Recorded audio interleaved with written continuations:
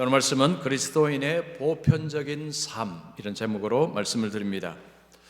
여러분, 그리스도인이 누굽니까? 그리스도를 믿는 사람입니다. 자, 그리스도를 믿는 사람. 여러분, 그리스도를 믿는 사람은 어떤 이미지, 그리스도 믿는 사람에게 딱 보여지는 어떤 모습입니까? 교회 다니는 것입니다. 교회 다니는 것. 교회를 다닙니다. 예수를 믿는 사람, 그리스도를 믿는 사람은 교회를 다닙니다. 자, 물론 여러분, 교회 속에 있는 모든 사람이 예수를 믿느냐? 그렇지는 않습니다. 많은 사람들이 모여서 예수를 많이 믿지만 예수를 믿는 것으로 교회를 다니는 것이 아니라 다른 목적으로 교회를 다니는 분도 있습니다. 가정의 평화를 위해서 교회를 다니는 분도 계시고요, 그리고 자신의 마음의 평안을 얻기 위해서, 또한 사업상 목적으로 교회를 다니는 분들도 있습니다. 그러나 대부분은 예수를 믿는 분들입니다. 처음에는 전도가 되어서 예수 믿지 않는 가운데서 교회를 다니다가 이제 믿음이 생기고 계속해서 교회를 다니는 분들이 대부분입니다.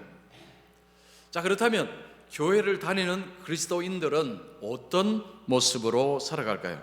자, C.S. 루이스라는 20세기 영국의 위대한 문학 작가, 이분이 이런 이야기 했습니다.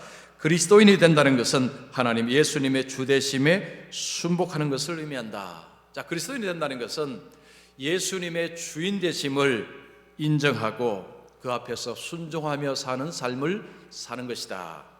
그리스도인은 예수님이 주님이십니다. 예수님, 당신이 나의 주님이십니다 라고 고백하며 사는 사람입니다. 이게 말로만 고백하는 것이 아니고 삶 속에서 순복하고 순종하며 사는 사람들, 그 사람들이 바로 그리스도인입니다. 예수를 믿기 전에는 주인이 자기 자신이거나 아니면 돈이거나 하여튼 다른 것이었습니다.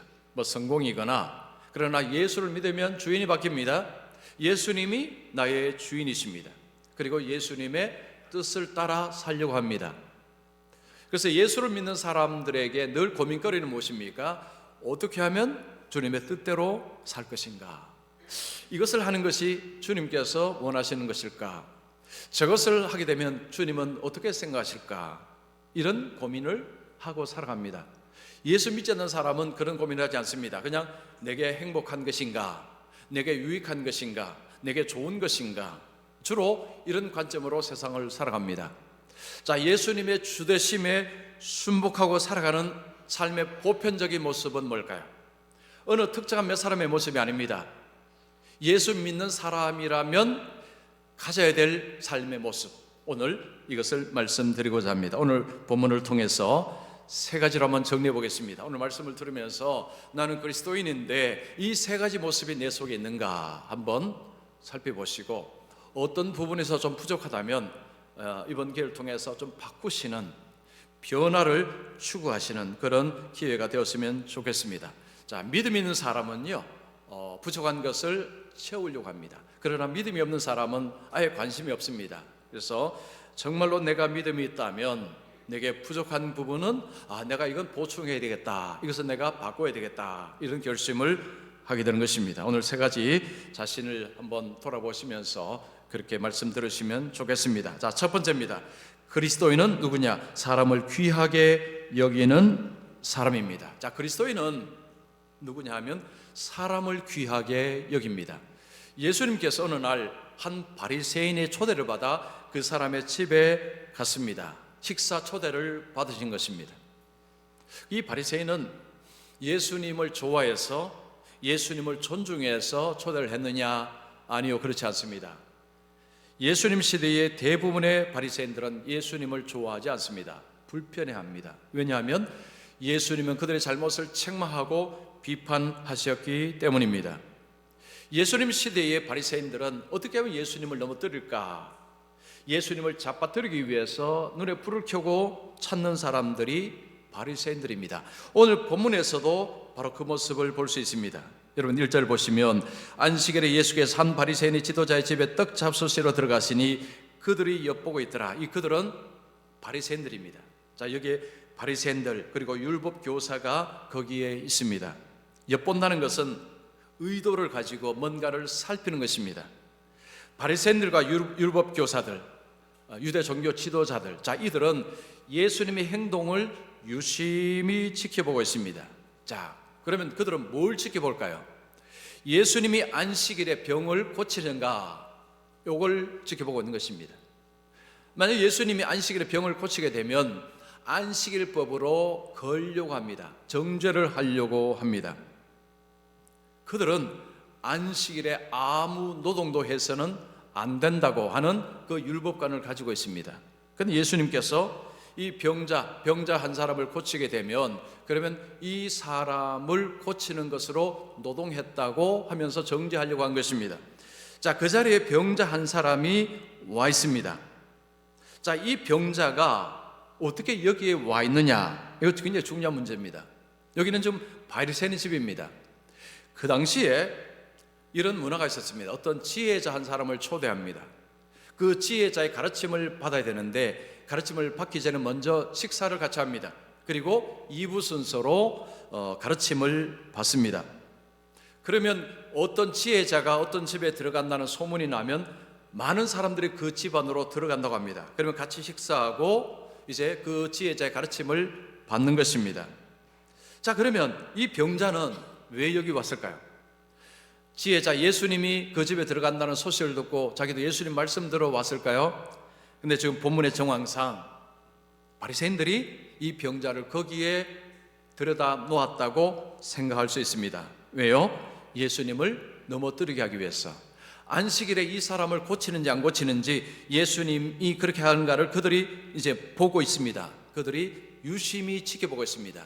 이건 정황상 그들이 일부러 그 한 사람을 거기에 들여다 놓았다라고 볼 수 있습니다. 자, 이 사람은 수종병자입니다. 수종병이라는 것은 얼굴이 붓고 손과 다리가 붓는 병입니다. 굉장히 중한 병입니다. 자, 이 병자가 지금 예수님 앞에 있습니다. 예수님은 바리새인들의 의도를 너무너무 잘 알고 있습니다. 예수님을 넘어뜨리기 위해서 그들이 엿보겠다는 걸 예수님이 알고 있습니다. 예수님은 이런 상황에서 자, 어떻게 하시는가를 우리가 한번 보겠습니다. 예수님은 그들에게 되레 질문을 던집니다. 3절 보십시오. 안식일에 병 고쳐주는 것이 합당하냐 아니하냐. 지금 바리새인들은 예수님이 지금 이 사람을 고치는지 안 고치는지 유심히 보고 있는데 예수님이 그들에게 질문을 하나 툭 던진 것입니다. 안식일에 병 고치는 것이 합당하냐 아니하냐 대답해 봐라. 그들은 대답을 못합니다. 그들이 잠잠하거늘. 지금 바리새인들은 그들이 나름대로 계획을 가지고 작전을 짜고 이렇게 해서 예수님을 넘어뜨리자고 했는데 예수님은 그들의 생각 속에 계신 분이 아니었습니다. 예수님은 그들 위에 계신 분이었습니다. 그들의 마음을 보시는 분이셨습니다. 그들이 예수님을 지금 처음 본 게 아닙니다. 예수님을 여러 번 보았고 예수님 말씀도 듣고 권능을 보았지만 여전히 그들은 눈이 가려져 있습니다. 그들이 예수님을 스스로의 힘으로 사로잡을 수 있다라고 생각한 것입니다. 인간의 잘못된 판단인 것입니다. 자, 예수님께서는 이 안식일에 고쳐주는 것이 합당하냐 아니하냐 대답해 봐라. 그들이 대답을 못하는데 왜 대답을 못하느냐 하면 안식일에 예외 조항이 있다는 걸 그들이 알기 때문입니다. 자, 안식일의 예외 조항이 뭐냐 하면 자식이 우물에 빠지거나 그리고 기르던 소가 우물에 빠지면 그건 건져낸다는 것입니다. 자, 5절 보십시오. 너희 중에 누가 그 아들이나 소가 우물에 빠졌으면 안식일이라도 곧 끌어내지 않겠느냐. 그들은 안식을 하면서 예외 조항을 두었는데 자식이 물에 빠지면 건져내고 소가 빠지도 건져낸다는 거죠. 예수님은 이 예외 조항을 가지고 질문을 던진 것입니다. 그래서 그들이 대답을 못한 것입니다. 뭐라고 대답을 할 수가 없습니다. 예수님은 그들의 생각을 뻔히 보고 계셨습니다. 속셈을 다 알고 계셨습니다. 그들은 예수님을 이길 수가 없습니다. 여러분, 우리가 하나님을 이길 수 있느냐? 못 이깁니다. 자, 이 예수님께서 이제 이 사람을 고쳐주셨는데 이걸 통해 예수님이 뭘 보여주시려고 할까요? 안식일에 나는 사람을 고친다라는 것입니다. 즉 안식일은 사람을 살리는 날이다라는 것이죠. 여러분, 주일은요 우리를 살리는 날입니다. 여러분, 주일에 오셔서 다른 사람에게 살리는 말을 하셔야 됩니다. 주일에 오셨는데 여러분 상처 주는 말 안 하셔야 됩니다. 여러분 기운 주시는 말, 용기 주시는 말, 이게 북돋는 말 하셔야 됩니다. 그래서 교회 오셔서 살아나야 됩니다. 예배를 통해 살아나지만요, 우리 성도들의 그 아름다운 그 한마디에 살아날 수도 있습니다. 예수님은 안식일은 사람을 살리는 날이다. 여러분, 안식일의 주인이 누굽니까? 예수님입니다. 예수님은 사람을 살리는 분이십니다. 자, 요한일서 4장 9절 말씀 우리 같이 읽습니다. 시작.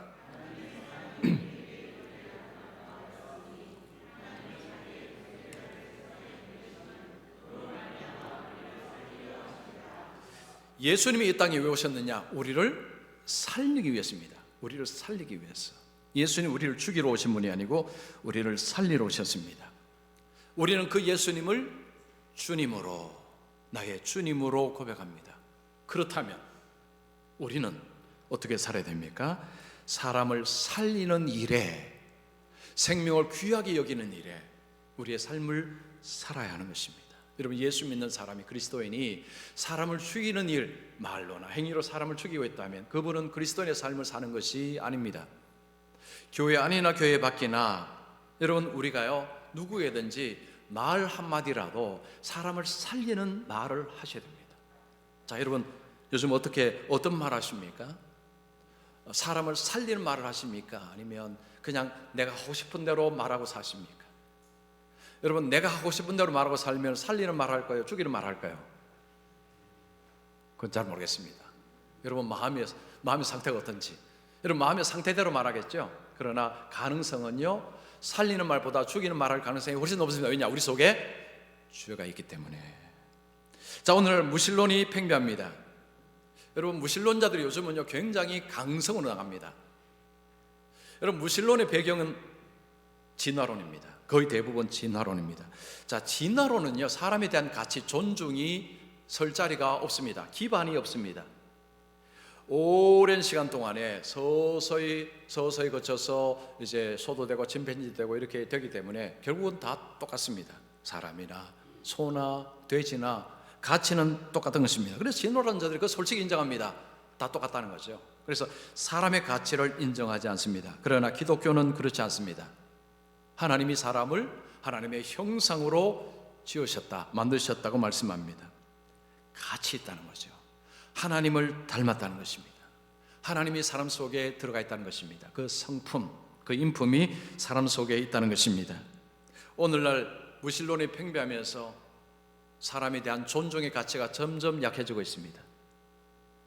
게임들, 요즘 우리 젊은 아이들이 이제 하는 게임들 보면요, 학살한 게임이 많습니다. 그리고 영화도 마찬가지고 드라마도 마찬가지입니다. 사람을 너무 쉽게 해칩니다. 사람에 대한 어떤 그 가치, 이걸 너무 그냥 그렇게 하고요. 그리고 자기 자신에게도, 다른 사람을 해치기도 하지만 자기를 해치는 일에도 별로 거리낌이 없는 이런 모습이 보입니다. 사람에 대한 존중, 사람에 대한 가치가, 이해도가 없기 때문입니다. 여러분, 이런 세상 속에서 그리스도인이 있는 곳에는 사람을 존중하는, 사람의 가치를 인정하는 이런 삶을 사셔야 됩니다. 여러분, 그래서 그리스도인이 있는 곳은 어쨌든 사람에 대한 존중의 이 모습이 드러나서 어두운 곳에서 그리스도인이 들어감으로 이게 밝아져야 됩니다. 여러분, 사람을 귀하게 여기고 사람을 존중하는 사람이 들어가는 곳은요 밝힙니다. 이게 좋아집니다. 왜냐? 세상이 좀 거꾸로 가기 때문에. 그리스도인은 누구냐? 그리스도인은 사람을 귀하게 여기는 사람입니다. 자, 두 번째입니다. 그리스도인은 자신을 높이지 않습니다. 예수님께서 이렇게 식사 초대한 자리에 가서 가만히 보니까 이상한 광경이 보입니다. 그러니까 사람들이요 자꾸 높은 자리에 가서 앉으려고 합니다. 그러니까 사람들이 자꾸 높은 자리에, 왜 높은 자리에 가서 앉으려고 할까요? 내가 가르치겠다는 거죠. 높은 자리는 가르치는 자리입니다. 그래서 사람들, 유대인 바리새인들이 자꾸 높은 자리에 가려고 하는 예수님 그 모습을 보면서 예수님이 그들에게 한마디 하십니다. 그 반대로 살라는 거죠. 나는 높은 자리에 올라가게 되면 그 다음에 일어나는 일은 낮은 자리로 떨어지는 일만 남았다는 것입니다. 예수님 그 말씀합니다. 반대로 내가 낮은 자리에 가면 그 다음에 일어나는 일은 높은 자리에 갈 일만 남았다는 거죠. 자, 그런데 지금 바리새인들은 자꾸 높은 자리에 자꾸 올라간다는 것입니다. 그 예수님은 그렇게 올라가면 그 다음에는 추락하는 일만 남았다, 그 말씀합니다. 여러분 8절 9절 보십시오. 내가 누구에게나 혼인잔치 청함을 받았을 때 높은 자리에 앉지 말라. 그렇지 않으면 너보다 더 높은 사람이 청함을 받은 경우에 너와 그를 청한 자가 와서 너더러 이 사람에게 자리를 내주라 하리니 그때 내가 부끄러워 그 자리로 가게 되리라. 자, 높은 자리 갔는데 주인이 와서 그 당신 자리 아니요, 내려가시오. 망신살이라는 거죠. 망신살. 부끄럽다는 것입니다. 예수님 말씀합니다. 거꾸로 살아라는 거죠. 자꾸 높은 자리로 스스로가 올라가지 말고 차라리 밑으로 가라는 거죠. 그러면 주인이 와서 아유, 왜 거기 앉아 계십니까? 그 당신 자리 아닙니다. 이리 올라오십시오. 저 높은 자리 가면요, 그 당신 자리 아닙니다. 당신 내려오십시오. 어느 것이 부끄럽느냐는 거죠. 어느 것이 망신살 뻗치는 거죠. 그래서 스스로가 높은 자리로 갖고 올라가게 되면 그 다음에는 떨어질 일만 남았다, 즉 부끄러운 일만 남았다는 거죠. 거꾸로 살라고 이야기합니다. 11절에 보십시오. 무릇 자기를 높이는 자는 낮아지고 자기를 낮추는 자는 높아지리라. 왜 이런 일이 벌어질까요? 하나님이 그렇게 하시기 때문입니다. 자, 하나님은 자기를 높이는 자를 하나님은 싫어하십니다. 그를 하나님은 낮추십니다. 반대로 자기를 낮추는 자를 하나님은 좋아하십니다. 그를 하나님은 높이십니다. 예수 믿는 사람은 이 말씀을 귀담아 들어야 됩니다. 그래서 우리가 어디에 갔든지 간에 예수님은 낮은 자리 가라고 하셨지 하고 스스로가 낮은 자리 가는 것입니다. 그러면 주인이 와서 왜 거기 앉아 계십니까? 거기 아닙니다. 이쪽으로 올라오십시오라고 합니다. 이게 예수님의 방식이고 하나님의 방식이라는 거죠. 그런데 우리가 이 말씀을 귀담아 듣지 아니하게 되면 사람의 본성상 높은 자리로 자꾸 올라갑니다. 여러분, 저도 마찬가지고 우리 모두가 다 동일한 본성을 가지고 있습니다. 이 죄는요, 자꾸 나를 높이고자 합니다. 이게 죄의 특성입니다. 이걸 어떻게 누를 수 있느냐? 하나님의 말씀이라는 거죠. 여러분, 인간관계 속에서 가장 치명적인 것이 뭡니까? 자기를 자꾸 높이는 사람, 이런 사람은 인간관계가 어렵습니다. 자, 우리가 어떤 목적에 의해서 그 사람 옆에 붙어 있을 수는 있습니다. 그러나 목적이 다하면 떨어져 나갑니다. 왜냐? 안 좋아합니다. 여러분, 자기를 막 계속 높이는 사람을요, 좋아하는 사람 한 명도 없습니다. 당신 잘났다 그래, 속으로 이런 이야기합니다. 그리고 인정하지 않습니다.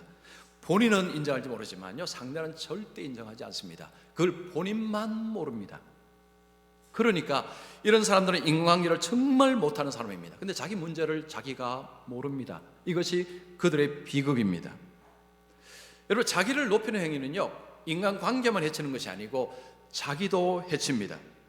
캘리포니아 대학의 레리 서비츠라는 그 박사, 그 팀이 600명 이상의 사람들의 언어를 분석했습니다. 녹음을 해서 언어 분석을 했습니다. 어떤 사람들은 나라는 표현을 굉장히 많이 했습니다. 나의 나를, 나의 나를, 이런 표현을 굉장히 많이 하는 사람들이 있었습니다. 그들의 건강 상태를 추적 조사를 했다고 합니다. 알아보니까 심장이 별로 안 좋더라라는 것을 발견했습니다. 그러니까 나를 많이 이야기하는 사람이 뭐냐면 일단은 인간관계가 안 좋습니다. 왜냐? 상대가 별로 안 좋아합니다. 여러분, 사람의 그 스트레스는요, 주로 관계수입니다. 관계. 뭐 부부 관계든지 부부 자식 관계든지 직장이든지, 여러분, 우리의 스트레스의 대부분은 사람으로 쏩니다. 물론 일이 스트레스를 줄 수 있지만요, 근데 사실은 관계로 인한 스트레스가 훨씬 많습니다. 그래서 자기 중심인 사람, 자기를 높이는 사람은요, 주위에 사람이 별로 없습니다. 어떤 이득을 위해서 잠시 붙어 있을 수 있지만 곧 떠나버립니다. 그러니까 삶이 굉장히 스트레스가 많습니다. 반면에 인간관계를 잘하는 사람들 보니까 관계가 좋은 사람들이 스트레스가 낮다는 거죠. 관계가 좋으니까. 그러니까 이게 몸과 마음이 굉장히 평화롭고 그리고 활기차더라는 것입니다. 나 중심, 자기를 높이고 자기를 세우고 가는 이게 교만인데, 이 교만 하나님이 너무너무 싫어하십니다. 여러분, 예수를 우리가 믿으면서도 우리도 이럴 수 있습니다. 은연중에 자꾸 자기를 높일 수 있습니다. 그러면 하나님이 언젠가는 낮추십니다. 자, 야고보서 4장 6절 말씀 우리 같이 읽습니다. 시작.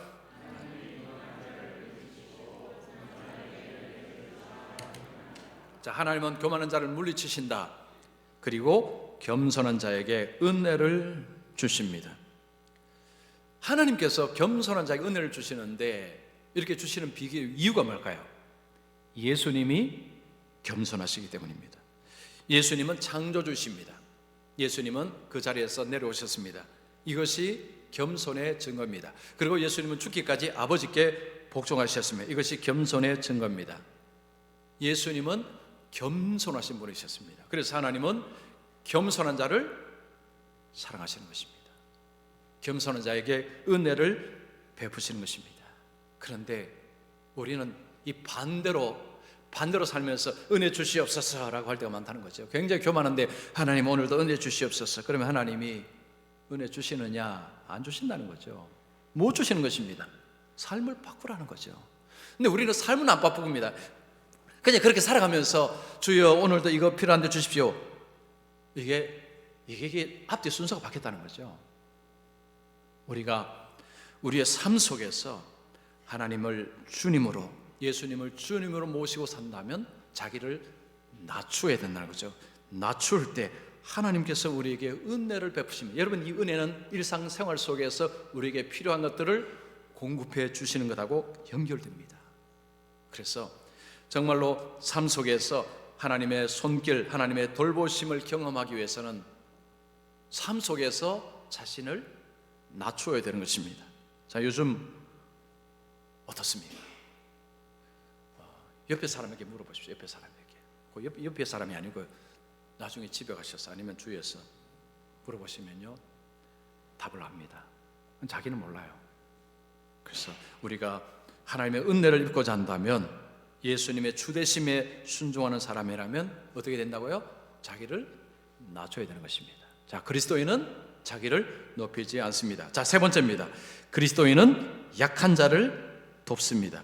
자, 예수님께서 자기를 초대한 주인에게 말합니다. 잔치를 할 때에 힘센 자, 돈 있는 자, 권 있는 자, 이런 사람들을 초대하지 말고 약한 자, 병든 자, 맹인을 초대하라고 이야기합니다. 왜 그렇습니까? 돈 있는 자, 강한 자를 초대하면 곧바로 살해를 합니다. 곧바로 담례를 합니다. 그러나 약한 자를 도우면 그들은 담례를 할 수 없습니다. 이럴 때에 하나님께서 보상하시겠다는 것입니다. 여러분 13절 14절 보시면 잔치를 배설하거든 차라리 가난한 자들과 병신들과 저는 자들과 소경들을 청하라. 그리하면 저희가 갚을 것이 없는 거로 내게 복이 되리니 이는 의인들의 부활 시에 내가 갚음을 받겠음이니라 하시더라. 여기 중요한 표현이 의인들의 부활이라는 표현이 중요한 표현입니다. 자, 우리가 이 땅에서 약한 자를 도우면요, 이 땅에서 하나님 주시는 은혜도 있긴 있습니다. 그러나 예수님이 약속을 보면 의인들의 부활 시에, 우리가 부활할 때 하나님께서 주시는 상이 있다는 것입니다. 그래서 이 땅에서 이렇게 말이 돕고 사는데 왜 내 삶은 이렇게 힘드냐? 너무 억울해하지 마십시오. 때가 되면 부활 시에 하나님이 갚으시겠다라고 약속하셨습니다. 그래서 우리가 이 땅에 살면서 내가 복받기 위해서 하는 것이 아니고 하나님께서 원하시기에, 그리고 예수님의 주대심에 순종하는 길이기에 하는 것입니다. 자, 우리가 구약 성경을 보면요, 하나님은 가난한 자, 약자의 하나님이심을 알 수 있습니다. 자, 이런 말씀 나옵니다. 줄인 자들에게 먹을 것을 주시는 이시로다. 자, 하나님의 정의는 약한 자의 편에 서서 일하시는 것입니다. 세상의 신들은 강자의 편에 있습니다. 그러나 하나님은 약자의 편에서 일하시는 분이십니다. 그래서 우리가 예수님을 안다면, 하나님이 나의 주님이라고 고백한다면, 우리에게 중요한 것은 약한 자에 대한 우리의 관점이 따뜻해야 된다는 거죠. 약한 자를 멸시하고 약한 자를 무시하게 될 때 그리스도인과 이게 안 맞다는 것입니다. 이게 아니다라는 거죠. 그리스도는 그렇게 사는 자가 아니라는 것입니다. 그리스도인은, 예수님을 닮은 자는 그렇게 살지 않는다는 것입니다. 혹 그렇게 살다가도 빨리 바꿔야 되는 것입니다. 아이고, 내가 이렇게 살면 하나님께서 나를 좋게 보시지 않는데, 그렇게 생각해야 되는 것입니다. 우리가 이렇게 약한 자에 대한 이런 관점은요, 하나님께서 우리에게 은혜가 있지만 또한 우리 건강에도 이게 굉장히 도움이 된다고 합니다. 2018년에 어느 신문에 난 기사입니다. 캐나다의 콜롬비아 대학에서 이제 연구팀이 노인들 대상으로 실험을 했습니다. 그 노인들은 고혈압이 있는 노인들이었습니다. 고혈압 노인들을 AB 그룹으로 나누었습니다. 한 주에 $40씩을 그들에게 지급했습니다. 3주 동안 지급했습니다. 그리고는 그들에게 이렇게 요청했습니다. A그룹 사람들에게는 이 돈을 자신을 위해서 쓰십시오. 그리고 B그룹 사람들에게는 이 돈을 다른 사람을 위해 쓰십시오라고 부탁을 했습니다. 3주가 지났습니다. 매주 $40씩을 줬습니다. 3주 지나고 혈압을 측정을 했다고 합니다. 자, 여러분, A팀 그 돈 자기를 위해서 쓰면 됩니다. 자기를 위해서 쓴 사람들입니다. 자, B팀 그 돈을 전부 다른 사람을 위해 쓴 사람들입니다. 혈압 조사를 했는데 어느 팀의 혈압이 낮아졌을까요? 대답을 안 하시네. 이 질문이 답이 다 나왔죠 벌써. 여러분, 이건요 상식적으로 생각해도 다른 사람을 돕는 사람의 혈압이 떨어진다는 것이 상식적으로도 맞습니다. 과학적으로도 맞습니다. 왜 그러느냐? 연구팀이 이렇게 설명을 했습니다. 타인을 도우니까, 남을 도우니까요, 보람을 얻습니다. 그리고 만족감이 들더라는 거죠. 만족감, 보람, 그리고 마음속의 평화, 이런 것들이 몸에 영향을 끼쳐서 이것이 몸에 유익을 주더라는 것입니다. 자, 그 $40를요 오로지 내 먹고 싶은 거 열심히 사 먹고 하면 무슨 일이 벌어질까요? 지방이 낍니다. 하하. 지난주에 열심히 잘 드셨으면서. 여러분, 내 자신을 쓰게 되면요 그 지방이 생기면, 이 지방이라는 거 여러 가지 의미를 하죠. 결국은 내 자신이 생기면 항상 갈증이 생기고 좀 더 거기는 보람이 없습니다. 거기는 만족이 없다는 거죠. 그러나 다른 사람을 하니까 그 다른 사람이 그걸 고마워합니다. 이렇게 해주셔서 감사합니다 하니까 이걸 듣는 것이 너무 기분이 좋습니다. 이게 만족스럽다는 거죠. 기쁘다는 것입니다. 이것이 건강에 유익을 주고 있더라는 것입니다. 그래서 우리가 다른 사람에 대한 어떤 그 배려, 돕는 행위는 여러분 우리 자신에게 사실은 이득을 주는데, 자, 오늘 예수님은요 우리가 이렇게 했을 때 하나님 안에서 하나님이 준비하신 보상이 있다라는 엄청난 약속을 하고 있습니다. 그래서 기독교가 들어가는 곳에는 어떤 일이 벌어지냐면 약한 자의 섬김이 반드시 일어납니다. 유럽의 처음에 기독교가 들어갔을 때 그 사회는요 약육강식의 사회였다고 합니다. 약육강식, 승자 독식의 세상이었다고 합니다. 가난한 자를 돕는 것은 나라를 망치는 길이다라고 사람들이 알고 있었다고 합니다. 강한 자는 강한 자로 살고 약한 자는 약한 자로 사는 것이다, 그냥 그렇게 태어난 것이다 라고 하는 이 사상이 지배된 곳에 기독교가 들어가서 약한 자를 돕기 시작한 것입니다. 그러면서 세상에 변화가 일어났습니다. 자, 우리가 초대교회를 보면 뭐 했습니까? 모여서 서로 물건을 나누고 서로 약한 자를 도왔습니다. 그리고 이것을 로마 사람들에게도 확대를 냈습니다. 그러니까 로마 사람들이 왜 기독교에 흥미를 가지고 매력을 가졌느냐? 자기들은 그렇게 안 하는데 저 예수 믿는 사람은 자기들끼리도 하지만 자기들이 아닌 그 로마 사람들에게도 그 은혜를 베푸니 그 복음이 너무 좋았다는 것입니다. 로마 황제 줄리안이라는 사람은 기독교를 핍박을 했는데, 근데 그가 고백했던 것이 하나가 있습니다. 자, 들어보십시오. 이 불경건한 갈릴리 사람들이 그들의 빈자뿐 아니라 우리의 사람들까지 돌본다는 것은 수치스러운 일이다. 예수 믿는 사람을 불경건하다고 그렇게 하고 막 핍박을 했는데, 근데 가만히 보니까 이들이 자기들끼리도 돕는데 우리 이제 로마 사람들이죠. 우리 가난한 사람들도 돕는데 이거 너무 수치스럽다는 것입니다. 우리는 이거 안 하는데 저 예수 믿는 사람은 이걸 하더라는 거죠. 대한민국에 기독교가 들어왔습니다. 복음만 들어왔습니까? 아닙니다. 학교, 병원, 구제기관 이게 전부 들어왔습니다. 지금 우리나라 선교사들이 나가면요 똑같이 합니다. 제가 어제 네팔에 있는 우리 현종서 선교사님하고 이틀 전에 통화했는데 지금 거기에 복음뿐만 아니고요, 그 나라에 필요한 것들을 뭔가 제공하기 위해서 계속해서 고민하고 애쓰고 힘쓰고 있다, 그런 이야기 했습니다. 그래서 참 선교사들은요 정말 귀한 분들입니다. 그 선교사님들이 정말 열심히 일하시는 분들 보면요 정말 귀한 분들입니다. 그분은 복음만 전하는 게 아니고 그 나라를 살리는 일에 힘을 쓰는 분입니다. 우리나라에 복음이 들어왔을 때 선교사들이 그렇게 함을 통해서 대한민국 사람들이, 조선 사람들이 기독교를 새롭게 봤습니다. 그냥 서양 종교 이게 아니고 우리에게 필요한 종교 받아들인 것입니다. 오늘날 여러분 대한민국의 많은 교회들이 이 구제 사역을 하고 있습니다. 그건 세상 사람들이 모릅니다. 우리 교회 원래도 우리 정림동에 어려운 분들을 위해서 우리 잔치할 거 잔치 안 하고 60주년 이거 다 흘러보냈습니다. 많은 분들이 잘했다고 칭찬하셨어요. 아마 여러분들 다 똑같은 마음이었을 것입니다. 튀르키예 지진 났을 때도 적지 않은 돈을 보냈습니다. 왜 이렇게 합니까? 왜 이렇게 해야 됩니까? 이것은 예수님의 주되심을 고백하는 자들이 당연히 해야 될 일이기 때문입니다. 자, 예수님은 그 일을 하러 이 땅에 오셨습니다. 자, 고린도후서 8장 9절 말씀 우리 큰 소리를 읽습니다. 시작. 우리 주 예수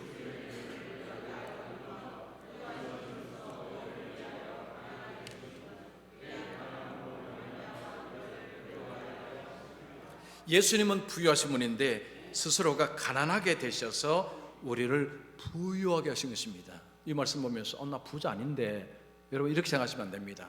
이 부유하심은 하나님 나라의 부유하심, 하나님의 자녀로서의 부유하심, 이걸 말하는 것입니다.